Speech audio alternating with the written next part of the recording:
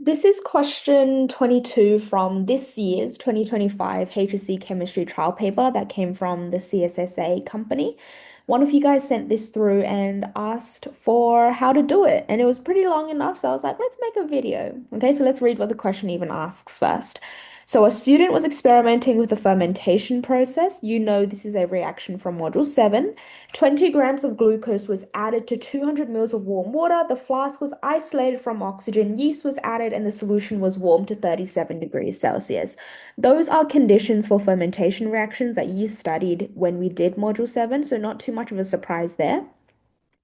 The amount of gas produced was 3 liters when measured at 25 degrees Celsius and 1 atm. Anytime you're subbing in numbers into an equation, they all have to be for the same point in time at the same reaction conditions. Okay, so I want you guys to keep in mind, I know it's done at 37 degrees Celsius, but if we need to do any calculations for the 3 liters, we're going to sub in 25 degrees Celsius instead. The reaction was done at 37, but the number is given to us at 25. So if we need to sub in 3 liters into anywhere and sub it in with temperature, we're taking the 25, not the 37. The resulting solution of the fermentation reaction, okay, so they're doing something else with it. They distill it using a new distillation process. All right, then. So they took out the ethanol. The extracted ethanol was burned in a bomb calorimeter with excess oxygen. So this is a fermentation combined with calorimetry question. The calorimeter contained 500 mils of water. The temperature was initially 24 degrees Celsius and the final temperature was 79.5 degrees Celsius. Assume the molar heat of combustion of ethanol is 1,360 kilojoules per mole. Heat of combustion just tells you the amount of heat that got transferred without telling you the direction. Combustion reactions, you know this all the way from year 11, module 3, is always exothermic, which means the delta H is less than 0. So heat of combustion is 1,360. However, delta H is negative 1,360. Determine the efficiency of this new distillation process. Guys, efficiency has a technical term in a science context, but if you're in an exam and you're like, oh my goodness, I have no idea what efficiency actually means, generally speaking, guys, even from like a real life kind of context, efficiency is how good you are at doing something. Okay. So let's say you're in an exam and you have no idea what it means. You need to know what it means, otherwise you're not going to be able to give the marker what they want or answer the question exactly. You won't be able to get full marks. Okay. Efficiency is in real life, if you're figuring it out on your own, how good you are at doing what you intended to do. Okay. We don't talk about efficiency very much in class. However, what we do talk about, that's the exact same as efficiency, guys, is percentage yield. Okay. When they ask you for efficiency, they're asking you for percentage yield. And I've given you guys the proper equation for percentage yield before, which is experimental yield over theoretical yield times 100. This is the proper definition, proper equation that you sub numbers into. But thinking about it more casually will make it easier for you to understand. Okay, experimental yield, guys, is how much you actually got over how much you were supposed to get. You were supposed to get.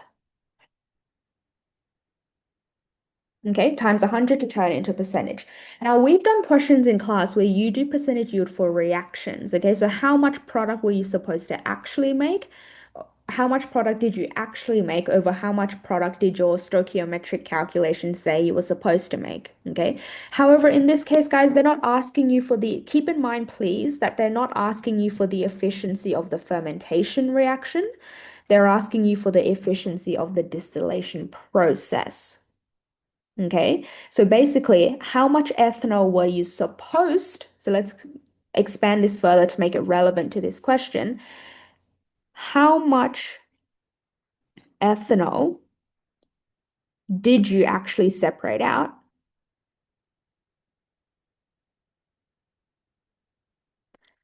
over how much ethanol were you supposed to separate out? from the mixture after the fermentation reaction. Okay, guys, percentage yield calculations themselves are not difficult. The issue of this question is that there's two different processes going on. So you need to get ethanol from the correct spot. Yeah, so I'm going to slow down a bit here because if you don't understand what's happening, then the calculations don't make much sense. If you don't understand this, then the calculation is just going to be rote learning, which is what we're not, which is not what we're here to do. Okay, so I need you to keep in mind fermentation turned into distillation. And then, guys, they figured out the amount from the distillation by doing calorimetry afterwards. Okay, so they put glucose in here. Follow along carefully, listen carefully to this part. They put a certain amount of glucose in. Okay, when you do that, you can figure out the amount of ethanol supposed to be made.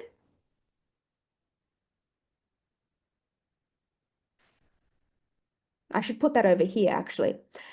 They told you the amount of glucose they put in. That was the 20 grams. All right. When you know that there's 20 grams of glucose, you can figure out the amount of ethanol that should be made from the fermentation reaction. All right. When the fermentation reaction is done, you get the amount of ethanol that actually got made.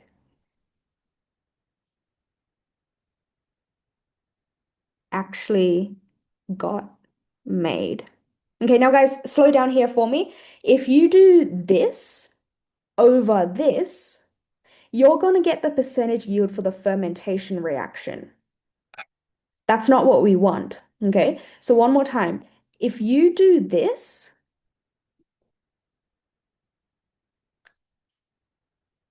over this, you're going to get the percentage yield for the fermentation reaction. That's not what they want. They want the percentage yield for the distillation process.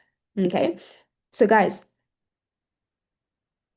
the amount of ethanol that actually, keep this in mind, okay? Listen carefully to this part. The amount of ethanol that actually got made from the fermentation reaction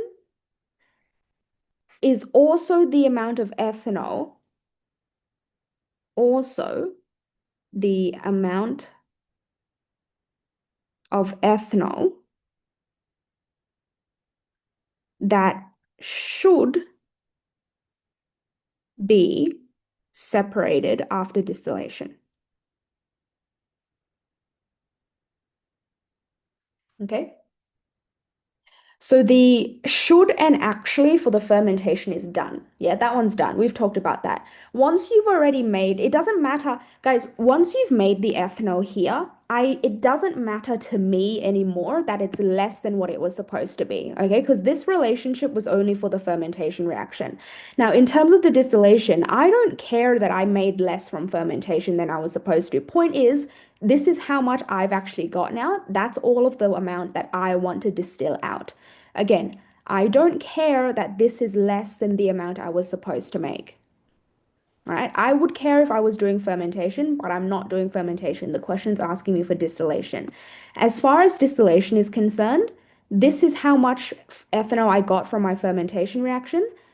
As far as distillation is concerned, that's the amount of ethanol that I should get out. I should get out all of the ethanol that came out of the fermentation reaction. Okay, so the ethanol that did come out of the fermentation reaction is the amount of ethanol that should be separated after distillation. And then, guys, the amount of ethanol that actually does get separated from distillation, they figure out by putting it through a calorimetry experiment afterwards. Okay, so from the calorimetry experiment, you can figure out the amount of ethanol that got combusted. The amount of ethanol that got combusted is the ethanol that actually got separated after distillation. All right. So I don't care about the fermentation. When I'm doing the percentage yield or the efficiency of the distillation reaction, it's going to be the amount that actually got separated after the distillation, which I get from the calorimetry experiment, over the amount that I was supposed to get out of the distillation process, which so happens to have come from the fermentation reaction. Okay. So keep this in mind. If you have any questions at this point, you need to let me know because this is the understanding of the concepts before you actually do the working out. Yeah. So what I need you to keep in mind here is when I go to process the numbers, the number for glucose actually doesn't matter to me. I don't care about the relationship between glucose and ethanol. I care about the amount of ethanol that actually got made from fermentation that went into the distillation. Okay. So, guys, your equation, I'm going to walk you through it anyway, just so I can prove a few things right and wrong. Yeah. We will go through the fermentation reaction anyway. Now, the fermentation reaction is for one particular reagent and one particular product. Okay. That's glucose C6H12O6 aqueous turning into ethanol C2H5OH aqueous plus carbon dioxide gas. And if you balance it, you get one glucose, two ethanols, and two carbon dioxides. Because there aren't multiple equations that you figure out yourself, like with every other Module 7 reaction, this one you just have to have memorized in the exam. Okay.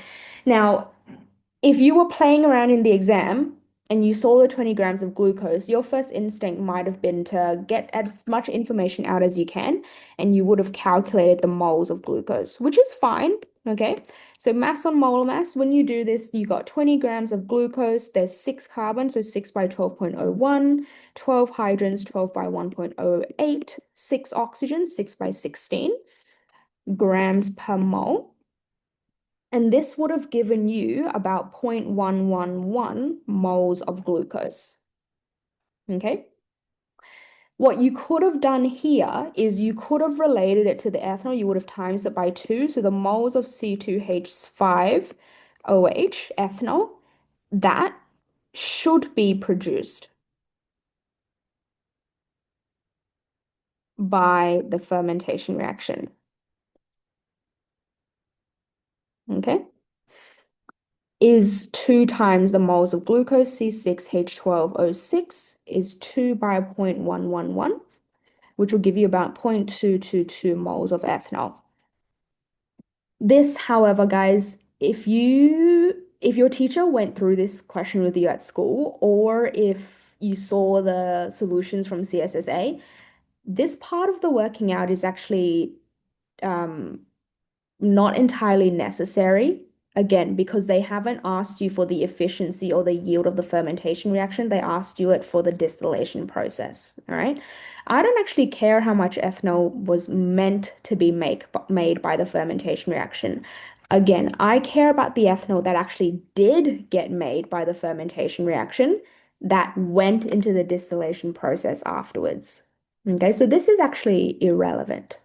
All right, so then you might be like, okay, then how am I supposed to get the amount of ethanol that did get made by the fermentation reaction if they don't tell me how much glucose actually converted? Because I can't assume all of the glucose converted, because the glucose fully converted gives me the amount of ethanol that should be produced. I want the amount of ethanol that did actually get produced. Guys, they gave you another piece of information for the fermentation reaction. They didn't just tell you 20 grams of glucose. They told you the amount of gas produced was 3 liters at 25 degrees Celsius in 1 atmosphere. That's carbon dioxide gas. Okay. Now, the ethanol and the carbon dioxide gas are in a 1-to-1 ratio. Okay. So the amount of carbon dioxide, 2 to 2 is the same as 1-to-1. So the amount of carbon dioxide gas produced is the same amount as the ethanol that also got produced. Okay. So I can get the moles of carbon dioxide gas that was made. It'll be the same moles as the ethanol that got made as well. For you to relate gases, you're doing PV is equal to nRT. The moles of a gas, if I rearrange this equation, is PV on RT. Guys, they gave you pressure as 1 atmosphere. In the HSC, 1 atmosphere is 100 kPa. I know in real life, what atmospheric pressure is actually 101.3, but your HSC data sheet gives it to you as 100 kPa, so we'll take it as 100 kPa. If you're subbing in volume, if you're subbing in pressure in kPa, you can sub in volume in liters, so we'll take it as the question gave it to us, 3 liters. Your ideal gas equation from the data sheet, 8.314 joules per mole per Kelvin. And then the temperature was 25 degrees Celsius. And I need to convert that to Kelvin. So plus 273.15 kelvins. And this will give you 0.121 moles of carbon dioxide. Ethanol and carbon dioxide, guys, listen carefully to this part. Ethanol and carbon dioxide get made at the same time, okay? Because this is the equation. Glucose breaks down into ethanol and CO2. So they get made at the same time, they get made proportional to each other. It's a 2 to 2 ratio, it's a 1 to 1 ratio. So the amount of C2H5OH produced that actually got produced is equal to the amount of CO2 produced is equal to 0.121 mole. Okay, so again, I don't care about the amount of ethanol that was meant to be made by fermentation. This is the amount of ethanol that did get made. This is the amount of ethanol that the distillation process should separate. All right, so this number here is actually going to be my theoretical yield for the distillation process. I just now need my experimental yield. Remember what we talked about when I walked you through the question? Whatever amount of ethanol actually got separated went into the calorimetry experiment afterwards. So I've gotten my theoretical yield now. I'm going to get my experimental yield for the distillation by figuring out how much got separated that could go into distillation. Okay. Your equation for the distillation, for the calorimetry experiment is Q is equal to MCAT. And then you also get another one. It's the delta H is negative Q on N. All right. This is what we want, guys. N is what I want because N is the moles of ethanol. N is the moles of alcohol. Yeah. So I'm going to get Q first, and then I'll rearrange the delta H equation to get N. So Q is equal to MC delta T. M is the amount of water that you're heating. They told you from the question, guys, the amount of water they used was 500 mils. We don't get given a density, so I'm just going to assume 1 gram is equal to 1 mil. If it's 500 grams, if it's 500 mils, it's 500 grams. Times your specific heat capacity for that same water is 4.18 joules per gram per Kelvin. And then temperature change, guys, in Celsius and Kelvins are the same. They told you the final temperature was 79.5 minus your initial temperature, which they told you was 24. Okay. Grams cancels out, Kelvins cancels out, you'll just get left with joules. And then when you pop this in the calculator, you get 115,995 joules. And then out of good habit, guys, I'm going to divide this by 1,000 so I can turn it into kilojoules. Just so it's an easier number to work with, because this is really big at the moment. And then I'll get 115.995 kilojoules. Okay? Again, I want N, the moles of water, sorry, the moles of ethanol that actually came out of the distillation process that could go into the calorimetry experiment. So if I rearrange that, I get N is equal to negative Q on delta H. Okay? So negative 115.995 kilojoules over, they gave you the heat of combustion as 1,360. As an enthalpy, though, combustion reactions are exothermic, so delta H is negative. So I'm going to put a negative in front of that, negative 1360. And then you can see here when you do that, your negatives will cancel out and you'll end up with a positive number for moles, which makes sense. Your kilojoules will cancel out, your per mole will come up the top. So the amount of ethanol that actually came out of distillation that went into the calorimetry experiment is 0.08529. Okay, so guys, this is the amount of ethanol that went into the calorimetry experiment. That's only possible. It could only go into the calorimetry experiment because this is the amount of ethanol that actually got separated by the distillation process. Okay. So now you've got the amount that actually came out of distillation, the amount that was supposed to come out of distillation. That's everything you need for your efficiency or your percentage yield equation. Percentage yield, again, remember, experimental yield over theoretical yield times 100, which is how much you actually got over how much you should have got times 100. Easier way of thinking about it. How much did we actually get? 0.08529 dot dot dot. How much were we supposed to get? We were supposed to get everything that came out of the fermentation reaction, 0.121. Times it by 100 to turn into a percentage, and that's how you end up with your 70.47 dot dot dot percent.